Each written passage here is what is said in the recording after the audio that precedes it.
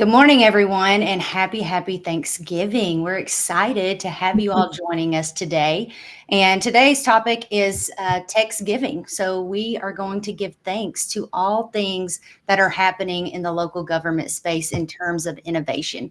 With Thanksgiving being tomorrow, we thought it would be a great opportunity to share with you guys some of the challenges that we've overcome and the partnerships that we've created to enhance efficiency in the local government space.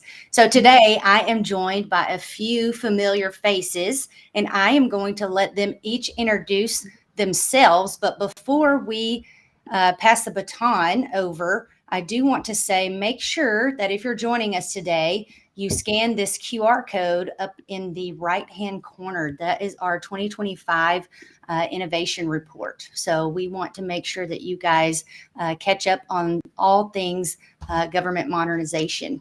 And then if you're joining us today, let us know what your favorite Thanksgiving dish is in the chat box. We want to hear from you, and we want to make sure that all your questions get answered, and we want to make sure that this is not boring, right? We love to interact with you guys. We love to hear from you. So just drop a comment in the comment box and let us know what your favorite Thanksgiving dish is. So without further ado, I'm passing the baton to my boss man. So Mr. Abhijit Varakar, please introduce yourself to our guests. Good morning, and thank you for having us on the occasion. My name is Avi. I'm the founder and CEO at Avero. I started Avero in 2016 after about 12 years in local government consulting prior to that.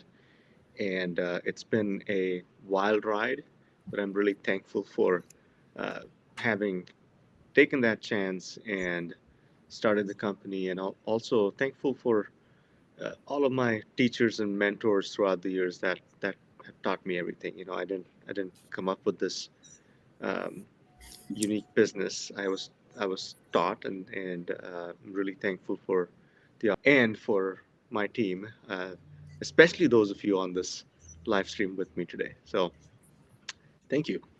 Thanks, Robert.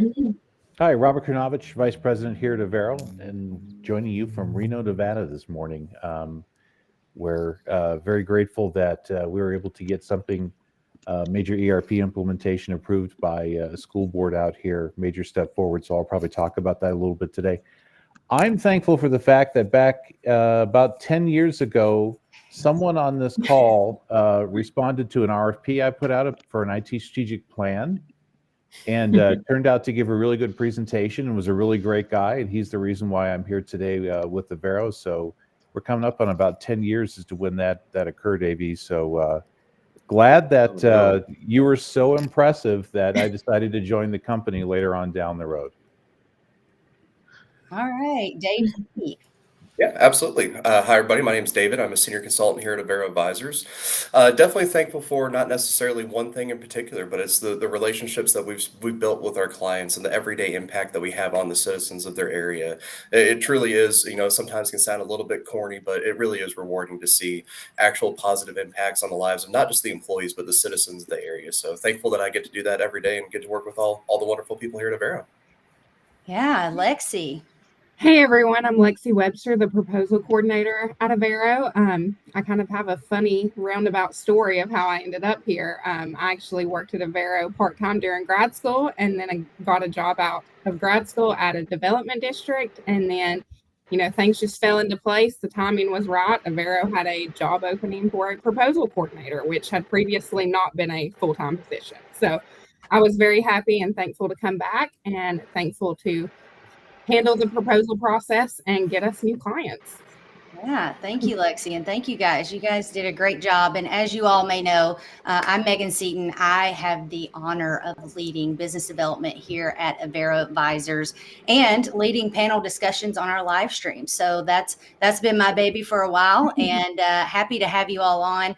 I am most thankful for my time at Avero as well. My boss really believed in me when I had no clue who Avero was, what we were doing, and what direction we were going to go. And so that was 3 years ago, and I'm very, very excited for the future and what it holds here for me at Avero Advisors. So without further ado, we're going to dive right in. Please comment what your favorite Thanksgiving dish is, and please make sure that you download our 2025 report. We're very proud of the content, and we're nerds about what we put out there for you guys to stay up to date on. So first question, pretty simple, but I want to hear your all's thoughts. What is the most rewarding part about the work we've done in 2024? Oh, mine's easy. Grateful clients. I mean, they're not obligated to tell you how much you've made an impact on their world and their staff's world. But when they do tell you that and they actually mean it, it makes it all worthwhile. Yeah, Yeah, absolutely. to I me. would definitely say, oh, sorry, go ahead. No, go.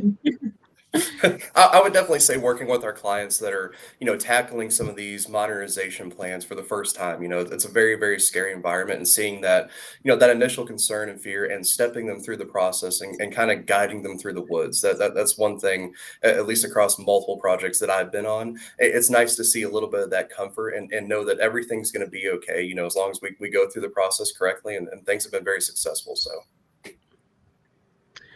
Can I go now, David? Yeah. Okay. Yeah, absolutely. I'll give you permission. Go.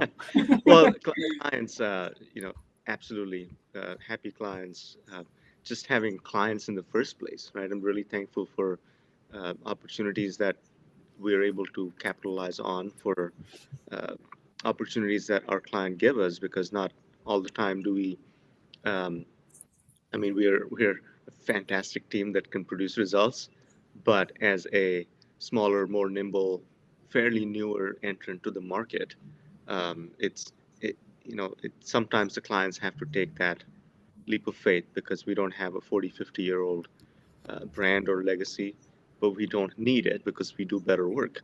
So thankful for those clients that see that through our offerings and presentations, and all the work that we do. And as a CEO, I have to be thankful for my team.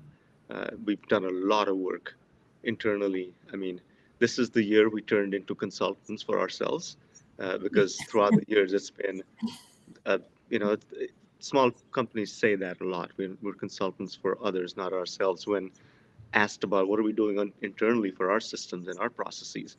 And this is the year that I took it seriously, because we need to, and thankful for everyone that has stuck around despite the many reorgs and title changes, and the new processes, new office space. It's been a year full of transformation for us internally. And while we've been doing transformations for our clients, doing the same internally is a lot of work. And I'm just thankful to have had the opportunity to do that with some great people on the team. I would like to say I'm most thankful for how our business development department has grown. We have saw a ton of growth this year, a ton of good feedback on proposals, short list. We're nearing the end of the year and things are not slowing down. We are as busy as ever. And so I'm just really thankful for how we've grown and how we're going to continue to grow. And things are really, falling into place at that higher caliber of standard. Yeah. And I would say I'm thankful for the change, both internally and externally, that we're providing for our clients. There's, as AB mentioned, there's been a lot of internal change. And by the way, we just moved offices. And so that's change within itself. We've all had to pivot this year, but in a good way. Reevaluated, where we are versus where we're going, and what we need to do to move forward and continue that growth.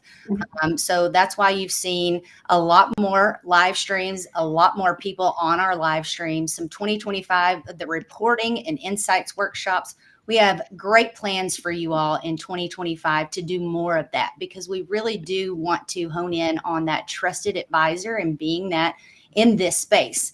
Someone that you can rely on and trust when there's so much noise in the technology and modernization world. So I'm very appreciative of the change that we have embraced this year, but also that we're preparing for in 2025. So without further ado, let's ask the next question. Can you all share a specific example or a client story where we've made a real community impact or change?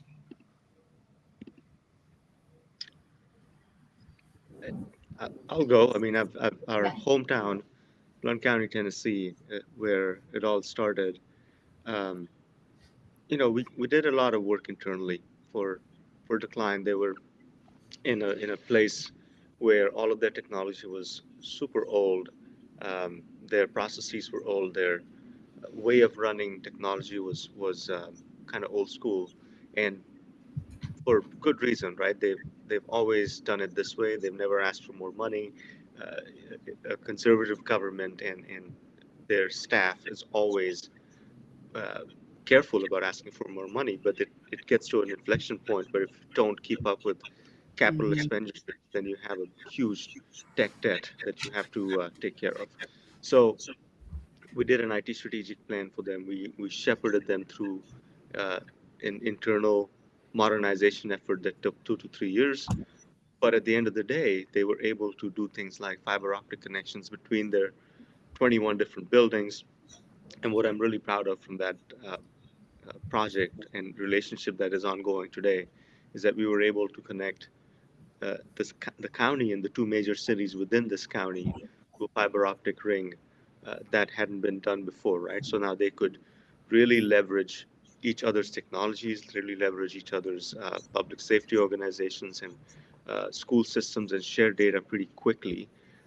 And it had a real impact that, it's not very visible to the general public, but all of the services they're receiving from better traffic signals to better communication between the public safety organizations to um, access to high-speed internet was made possible through that project. So you never know when an IT strategic plan for a town or a city can turn into something that's really impactful and meaningful directly to the citizens of that region.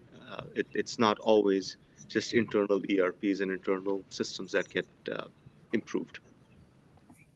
Yeah, the one comes to mind for me is when I joined Avero, I was project managing a large project for a housing authority, and 6 months in, a thing called the pandemic hit, and they shut down for at least a good 2 weeks while they were trying to figure out what to do.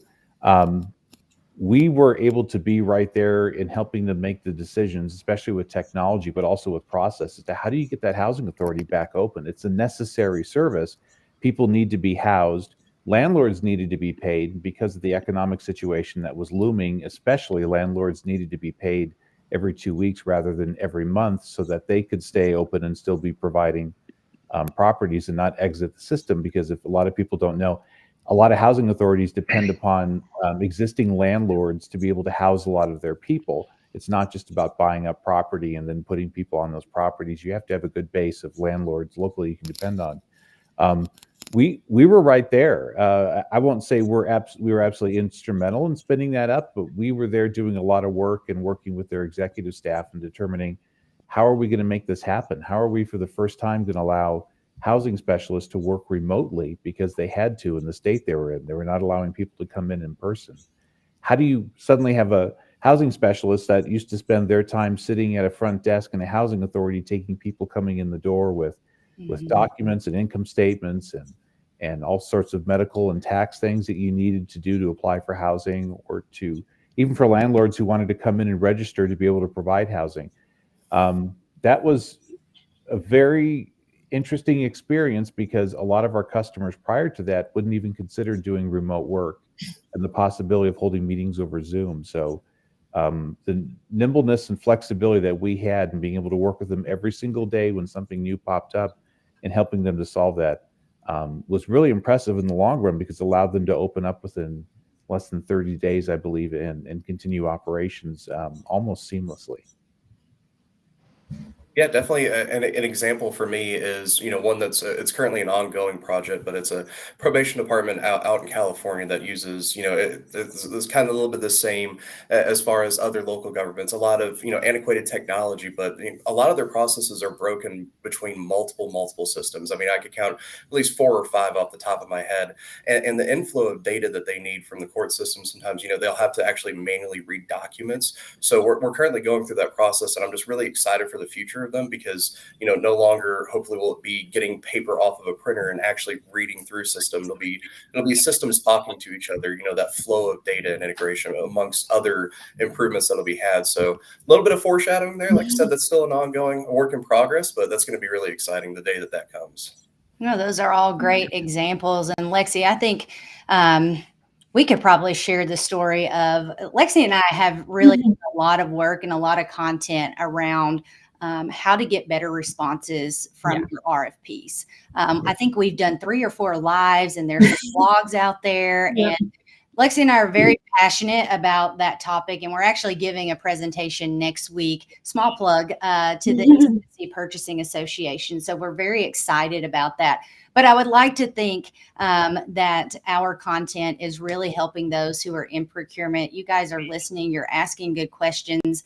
And as I mentioned, we're very passionate about that topic. And, we've seen better RFPs here and there, but one in particular, I do want to talk about. So it was almost a year-long process, right? And we won't name the organization, but they issued an RFP for what was the title? It was like something really off the wall, like technology. Software and hardware consulting services.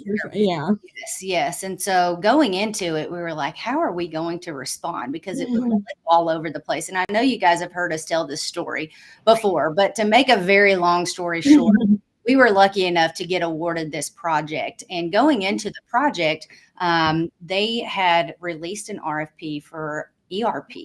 And they only received, I think, 1 to 2 responses. And so they call us immediately and say, hey, I think this is where we could utilize you guys.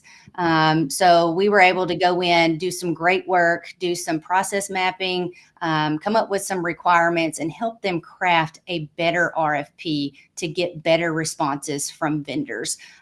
So we're very excited about that project. Lexi, I don't know if you have anything to add, but I'm very excited where procurement is going for 2025. Yes, I completely echo everything Megan said. I think the tides are turning, and people are realizing if you don't put out a good RFP, you won't have great responses, and some entities don't get any responses at all sometimes. So you've really got to compete for those responses, and it just makes it better for them and vendors alike to have an in-depth RFP. Yes. And our session next week, just another small plug, will be recorded, and we will be posting that on all of our channels. So let's go to the comments really quick. A lot of great comments here. Kyler says she's an apps girl. Me too, Kyler. Let's load the plate up with, mac and cheese, green beans. I'm here for it. Yep. KDB says mashed potatoes forever. And I agree with that. Yeah. KDB, are you a mashed potatoes and gravy fan, or just mashed potatoes with all the butter? Let us know in the comments. And then we do have a question. Robert, how did COVID change technology for good in city government? Yeah, they had to face things that they didn't want to face, either because they felt like they never were going to need to be able to leverage remote services. It's we forget the state of local government pre-COVID. It's an environment where you're having problems attracting staff because there was no remote work option for most people. It just simply wasn't it just wasn't heard of.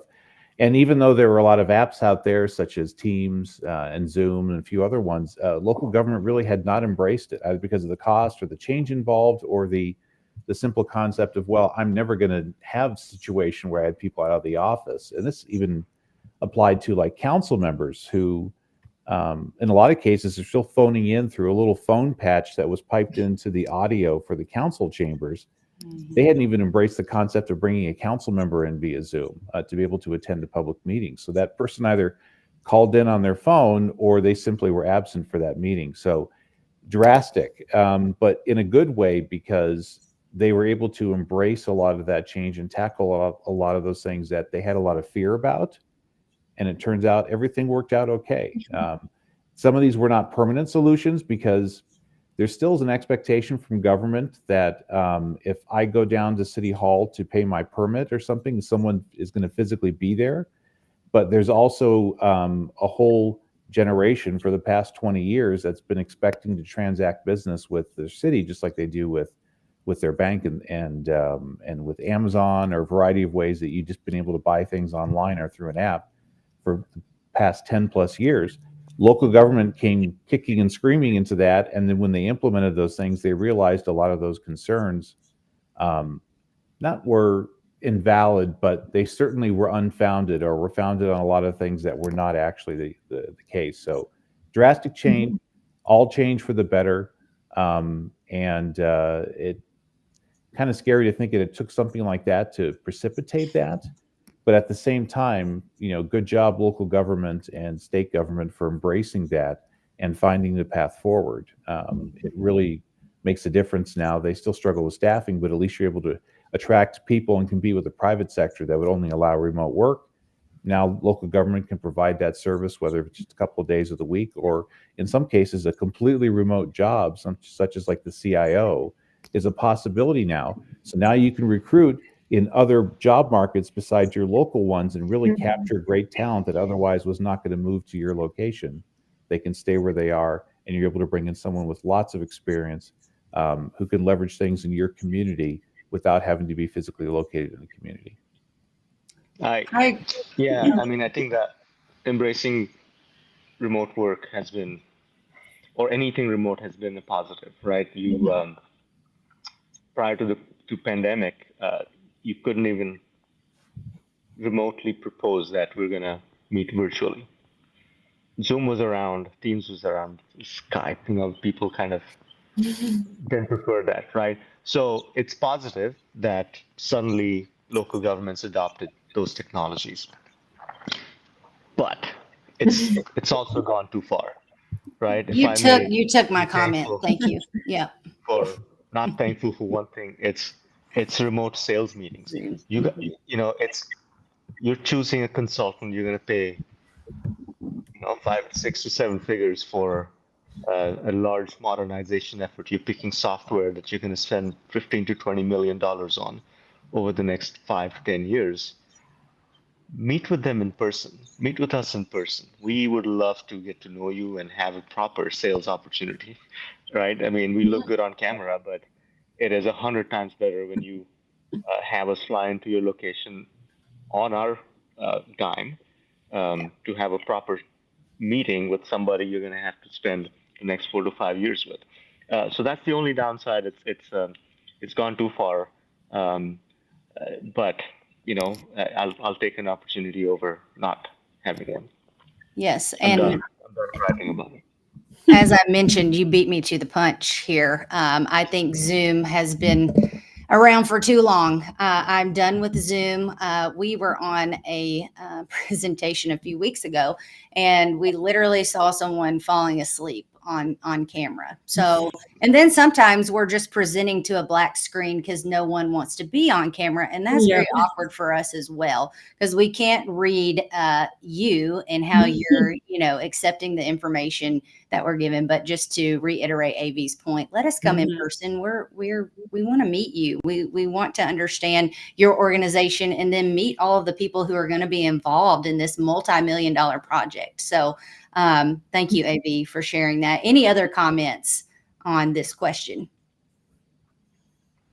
Yeah. No, I mean, sorry, go ahead, Lexi. Yeah, I mean, I think it's all about balance. And I think perhaps, local governments can improve in a lot of areas, but I actually think the balance of, remote versus in person is something they do pretty well overall.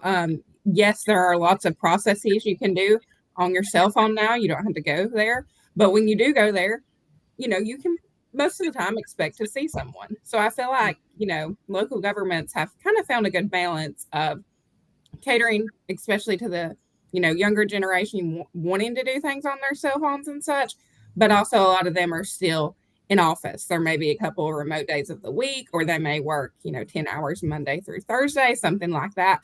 But for the most part, you can always find someone in a city department in person. Yeah, I agree with that. I think one thing COVID allowed us to do is take a step back and provide our organizations with options, right? We don't have to continue to do things the same way. Yeah. So, Dave B. Yeah, I should maybe have some- continued interrupting Lexi because she actually stole the words right out of my mouth. It's definitely about striking that balance. The remote work and the ability to do that is fantastic, but also there is no replacement for the human connection, actually building that relationship. I like to tell my clients, until you see me in person, you don't even know if I exist and I don't know if you exist. So I love to go out and meet people in person, build that relationship and actually have that communication because after that, the remote meetings get a little bit easier. I know you, you know me, but as of right now, I'm just a face on a camera. So definitely striking that balance is an important part. Yeah. Yeah. Thank you, Kyler, for that question. I want to talk to you guys a little bit about the collaboration efforts we see, particularly in our projects, right? We collaborate, amongst our peers, with our vendors, with our implementation teams, with our clients, right? With the key stakeholders. So I think there's a lot of gratitude to give for collaboration. So my question to you all is, who are the unsung heroes in our modernization projects?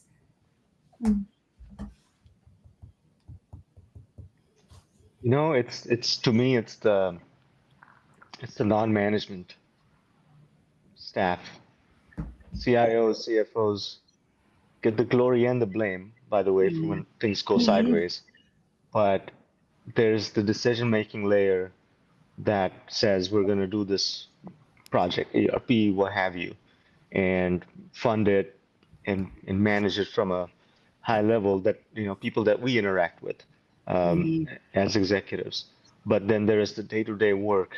It's the accounting clerk, it's the payables clerk, it's the purchasing agent, it's people that are keeping current systems running. It's the one person that knows the AS400 backups in and out, and if they leave, things fall apart. It's those people that keep the world turning around as you're doing modernization and all of these wonderful new things. It's easy to overlook the contributions of the people that are doing their day jobs and doing projects. And we've all seen this, right? It comes down to one or two people. In the end, it's crunch time. We're not going to make go live. We're going to start paying the vendor because we didn't move quickly enough. A, there's this crack team that shows up in the end at the client side because as consultants we can only take them so far as doing their homework's concerned. But it's those people. It's those people that show up after hours on weekends to push this through and make a go live happen. That don't get the glory, right? The executives end up in the newspapers looking good or bad, mostly good, but it's the uh, the ground level forces, it's the line workers that pull it all together and pull it through. Yeah, I think it's for me, it's the process managers and the process owners.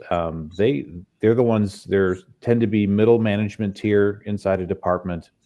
Um, they they get caught between what's coming at them from above, from senior leadership in the organization or department, and the end users as well. But at the same time, they actually are responsible for certain processes because they're in charge of a team or division or a section that is committed to doing these one or two things.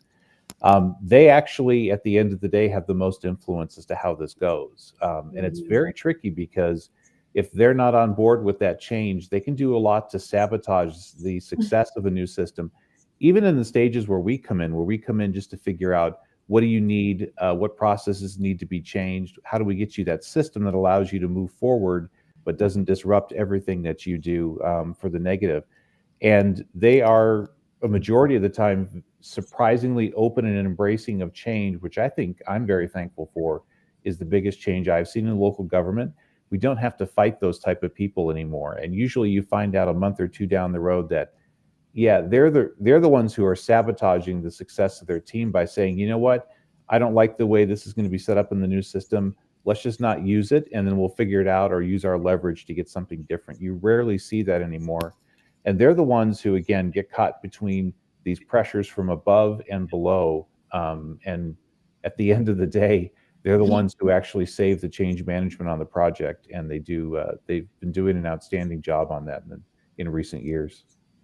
Yeah, I completely agree with Robert's comment. I mean, I've even saw it from the business development side and what RFPs are going out on the street. Government seems a lot more willing to implement those changes now, where they used to be really resistant. It used to just be the IT manager leading it. No one else knew what was going on. No one else cared what was going on. And they really, weren't happy about the project. And like Robert said, it could really, derail the efforts of the project. So I think now we're really seeing people, wanting to improve on that. I mean, AI is such a hot topic. And just a year ago, governments, for the most part, were very scared of AI and they didn't use it. They didn't want to talk about it. Like it may take their jobs. That just wasn't something they were interested in. And now every potential client we talk to, whether it's for an AI project or not, they always bring up AI when we meet with them now, because they're realizing it's here and it's here to stay. And, they've got to embrace it to a certain point. So I'm seeing that there is a positive shift toward wanting to embrace modernization. Yeah, I agree, Lexi. And I think the unsung hero is whoever made the decision to go from snail mailing in a proposal to electronic submission. So that's my 2 cents since you mentioned RFPs and AI. So We love snail mail. That's right. That's right. Get away from the snail mail. Dave, did you have a thought? Yeah, no, absolutely. I mean, definitely, as AV said, it is 110% a team effort, not only on the client side, but also on the consultant side. Collaboration is very, very important within Avero here. Every single project's unique. No client is the same as the other, so everything can be unique. But give a little bit of love to the techies as well for the client side. Yes. For one of our public safety clients that I work with, we have a resource. He's been, very, very valuable and double checking, as far as data migration is concerned. We talk about these, 4 main modules, but there's also 15 others that maybe we didn't talk about in the past couple months or not commonly used. So going through and double checking and making sure that everything is done correctly and set up for success has been a very, very valuable experience. So very much a team effort, but give a little bit of shout out to the techies as well in this. Yeah. And I do want to shout out our vendor partners and friends. Mhm. While we are software agnostic, we do find it in our best interest for both ourselves and our clients that we serve to remain good partners with our vendor community. I know that we don't like to shout them out all the time, but I think this year has been a turning point in the relationships that we've built with our vendor partners. We're able to share insight and hear what they're hearing in the market and discuss with them what our clients' needs are. And so it's become this beautiful collaboration. So again, that we can remain that trusted advisor in this space. So shout out to all my vendor friends out there, and thank you all for your support this year. We had a question that I wanted to pose. Kyler asks, how do you ensure these heroes don't get burned out in a transformation project? There's a number of things that can be done to address that, and to tie that into what we were just discussing. ERP projects really are about bringing out the insecurities everyone has. I know some people have heard me talk about this endlessly, but I talked about it again with a client yesterday. You're throwing a lot of change at people. You're throwing a lot of unknowns. You're throwing a lot of, they've never been through an ERP project before, so they don't know what to expect. And it's not that they're resistant to the change. They're actually fully embracing what's coming because they want things to be better. But as human beings, we can't help to wonder, is this going to change my job? Are they suddenly going to find out that I might not be the best at doing this, and so this ERP project is going to show my lack of skills in this? Am I not going to be able to keep up with the training? Is the system going to change enough every year that I'm going to have a hard time keeping up? I think if you constantly, and this is what I was talking about with the client yesterday as we prepare for kickoff, is how do we want to deal with that messaging right from the get-go and alleviate those fears? Because people will be coming into these meetings excited about a new ERP system, but wondering what is going to happen when training gets here. Is it going to be long enough? Is it going to be done in the right amount of time? And again, what if I can't keep up? I think one of the ways you avoid burnout and you keep people engaged is that you just deal with these simple, basic human emotions that is typical for everyone in every situation like this. Even a CFO who's just begging for a brand new system has their own insecurities as to what is coming. I think if you talk honestly about those, you keep the messaging correct and you alleviate those fears, that's how you get people engaged. That's how you prevent, weird rumors starting because it took 5 minutes for a training session to start because there's a problem with the computers. Now you've got end users going into the CIO's office saying this system is terrible. They couldn't get it up and running. This go live is going to fail.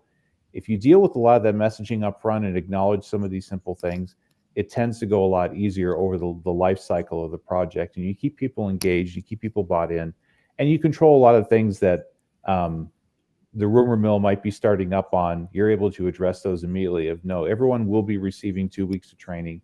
You will have it right before go live. You will have the chance to go back and get some additional training before go live if you struggle in this area. Keeping that messaging consistent, talking about those things is one of the ways we like to help eliminate or reduce that burnout. Yeah, and I would just like to say we try to make these projects fun, from the consultant point of view. I know these projects aren't always fun, but we do try to keep everyone engaged, newsletters, things like that, like not just always meetings where people are uninterested. We try to shake it up and keep people involved. And we realize that burnout, has huge potential to happen. And these projects take years a lot of times. But we really do try to keep everyone on board and address when we see those burnout signs. I think it really boils down to relationship building and the relationships that we build with our clients. And whether or not you're utilizing a consultant for your IT project, you should have an internal team who become these cheerleaders, right? Who are cheering for the success of the project. Now, those individuals can become burnout as well, but I think it all goes back to relationship building, those relationships you build with your internal team, with your consultants, with your vendors, and making sure that you remember why you're doing this in the first place and measure backwards, right? What are some of the things that is going to change, not only for your organization, but for the citizens in the communities that you serve? And just remembering that. Also, to Lexi's point, changing the way you do things, changing the way you run meetings, changing your communication mechanisms. Don't keep everything the same. I mean, some of these projects are 3 years long. No one wants to do a Zoom meeting for every single communication that needs to be had. So as Lexi mentioned, we do a good job with newsletters, and also we use Loom to record little 1-minute videos so that we can check in with our clients. But ultimately, that all boils down to relationship building and making sure that your clients have a shoulder to cry on or someone they can pick up the phone and call when something goes wrong. Any other thoughts? Yeah, just over communicate. In all honesty, over communicate with your consultants, over communicate with your vendor. Make sure that you have a good, solid plan set in place, and set realistic deadlines as well. This workload is going to be very, very heavy. You don't want to all of a sudden come up and like I have 1 week to do an insurmountable amount of work. So over communication throughout the project is definitely something that'll help with that burnout and the proper planning process of it for sure. Yeah, absolutely. I do want to go to the comments really quick. I know you guys probably see me on video, like looking to my right. I'm trying to make sure I don't miss your comments. But Christina Webb is one of our senior consultants here at Avero Advisors, and she has done a great job with the city of Knoxville. And so she commented, she said, we're coming up on the anniversary, 1-year anniversary with the city of Knoxville, and the work we've accomplished and the trust built inspires me to connect face-to-face as often as possible with the clients I'm not able to work on site with as frequently, because it allows for authentic mindfulness checks to protect the project from burnout and hidden signals of scope creep. Thank you, Christina. Does anyone have anything to add to her comment? Authentic mindfulness check. That's a good. It We is. did a whole session about that with Judith Yes. A on reset. mindful resets and mindful checks. I think that brings a good point, right? With how quickly projects go and all of the moving parts, it's important to be centered. I think it's one of the things we bring to the table, as Christina pointed out, is that third-party perspective, not just from a tech standpoint, but also we're not from the organization, right? So we have a unique perspective, and we can cut through the noise and sort of have a higher level view of where the project's going. And at times we've had to do that deliberately on projects where we stop the chaos and say, okay, let's just go regroup and go back to the root of why we decided to go down this path anyway. Because if you forget that piece, then the technology is not going to save you, because you're going to not remember obviously where you're headed and why you took this on and why you fought this battle with funding and getting the votes at the legislature and things like that. So it's really important to keep an eye on why you set out to do anything in the first place. Yep. And Kyler says, what are your thoughts on greater transparency? Seems like new technology has enhanced government transparency and boosted citizen engagement. Yeah, always a great. It's a great way to deal with your engagement with your citizens, both actually during the ERP process, being able to be transparent as to where you're going, how long this is going to take, when are citizens going to see results on these things, as well as ERP's ability to solve transparency solutions that exist in an organization. I think this is one of those areas that definitely is unique to every client. It depends upon their situation, the political environment, who's on the governing body, who's their mayor, who's their police chief, who's leading a lot of their citizens' voices, who's showing up to council meetings to voice negativity on a regular basis. It has to be looked at in a very unique way as to how the organization wants to control and deal with that. But transparency absolutely has to be there. You're dealing with public funds. You're dealing with public trust. You have to lead with that. You have to get a flavor or a taste as to how you want to use this technology to address that with your citizenry. And keeping a focus on that is a great way of, I don't want to say keeping you out of trouble, but what happens is when you have misinformation or no information, you let people just make their own assumptions and they will run wild with that. So you need to have clear messaging and a strategy for dealing with the transparency, but also the immediacy of the transparency. It's not just about providing that information, it's providing it in a timely manner and very quickly and in a seamless way so people can access the data directly and not feel like it's being filtered through 5 people, which then makes them question, what am I getting? Am I getting like a fully redacted copy because 7 people have gone through and marked it up? These are things you have to consider with the transparency, but there are a lot of great solutions and methods for dealing with that help you address what you need to do for your organization that is also specific for your organization. Well, in transparency also, it has different flavors, right? We've seen places where they were so transparent that they had a completely open portal into their back-end AS400 ERP system. Thankfully, nothing happened, right? We were able to catch that and patch it up and protect them. But that's one end of it where you don't really think about it and keep everything open. And then how much do you want to reveal to your customer or to your citizens, right? It depends on, like Robert said, the administration and what their stance on transparency is. But for sure, you need to have dashboarding and public visibility into how taxpayer dollars are being spent. Maybe not at the transactional level, but if I'm the citizen of a city or a county, I want to know at a general level where tax dollars are going. Yeah, absolutely. Transparency has been, the technology, how much it's come, at least far as public safety is concerned. Transparency is a massive thing. A lot of citizens, they want to see, is their community getting safer? What's going on in the community? And with, the power of that modern technology, reports are easily generated, sometimes auto-generated.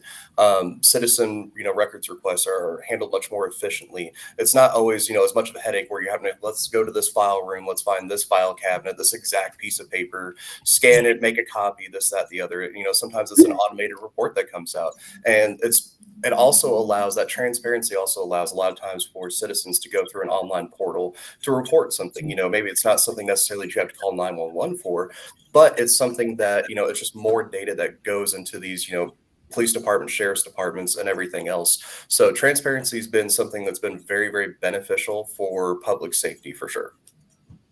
Yeah, and I'm just thinking from business development standpoint, probably like Megan here, transparency with their RFP process. It's really hard when, you know, they're under this calm of silence and they want to answer a single question about the RFP. You would be surprised. Sometimes there's not even a contact on an RFP of anyone to get in touch with regarding questions or clarifications. So I think just greater transparency. Like Robert and AV said, it's all about a balance. But in that case, it's kind of like the more the better. You'll get better responses if you're being transparent and have open communication channels.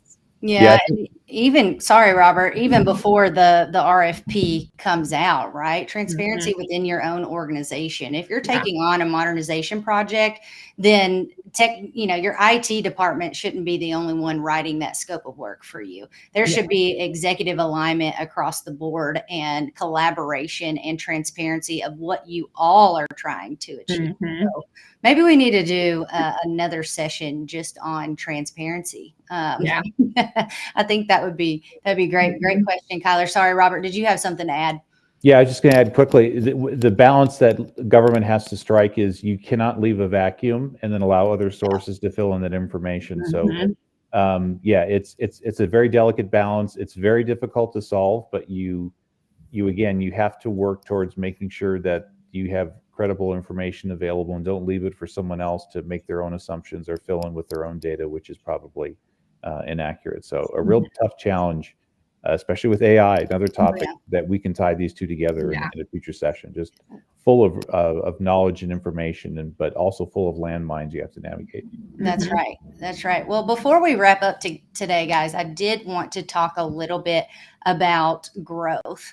As consultants, we also learn from the projects that we complete, right? In the communities that we serve, we grow with our clients. So what is one thing that you've learned from a project that you've worked on this year?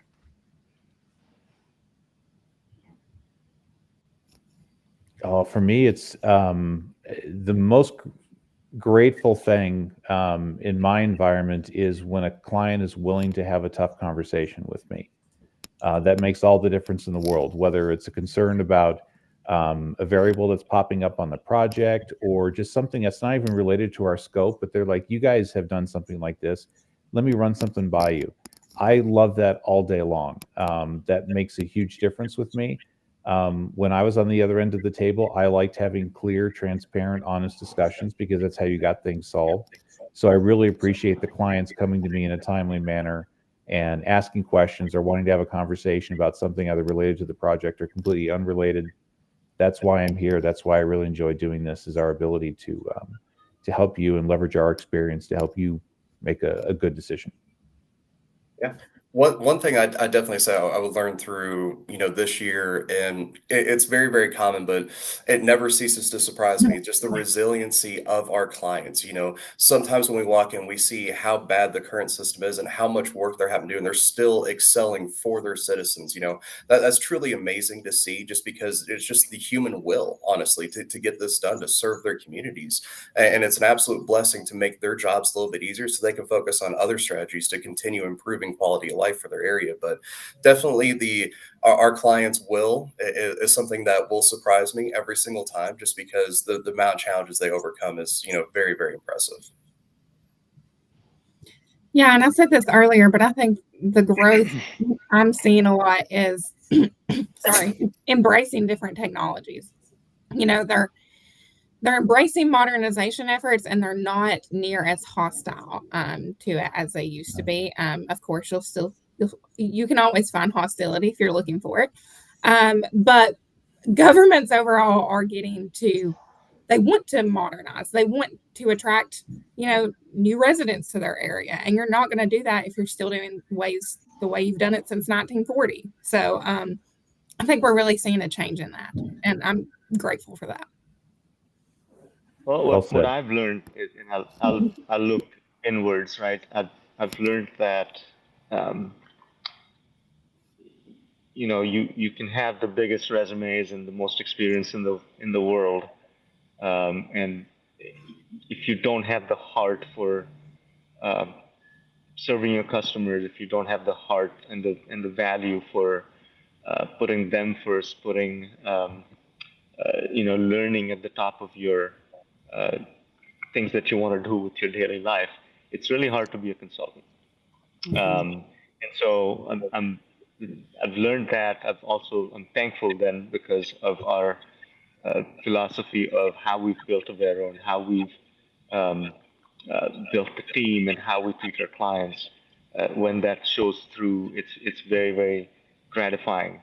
Um, so we talk about this a lot. This year we've talked a lot about going back to the basics and just going back to those Lego bricks that have brought us to this point and leaning into things like that. So, really grateful for all of those learnings, which may have seemed like failures or stumbling blocks and sleepless nights and heated arguments.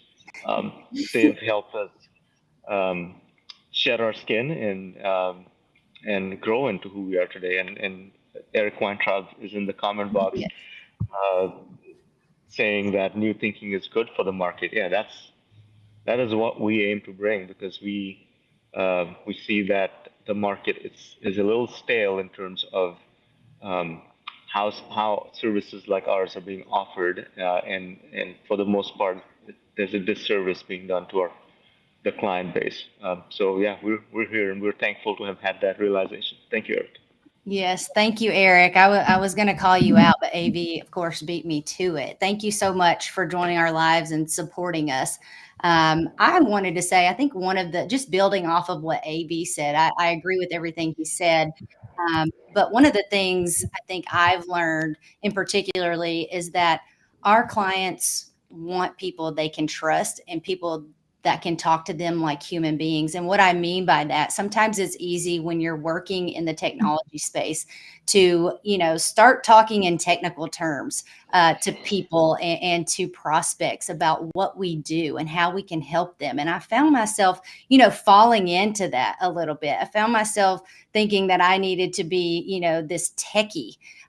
Even in some of the videos that you guys have seen on LinkedIn and in our sales presentations. And I think the biggest thing that I've learned is that it's okay just to be Megan and describe things in Megan's way. And I think really that's true for anyone in our organization. I think we're very talking about transparency. I think we're very transparent in leaning into who we are and knowing that we don't have to be these techies as long as we focus in on our clients and building the relationship. So I don't know, guys. I'm in my feels today with this Techsgiving. I love this. I'm excited for 2025, and I'm very excited for you all who view our lives every Wednesday. We go live at 10 a.m.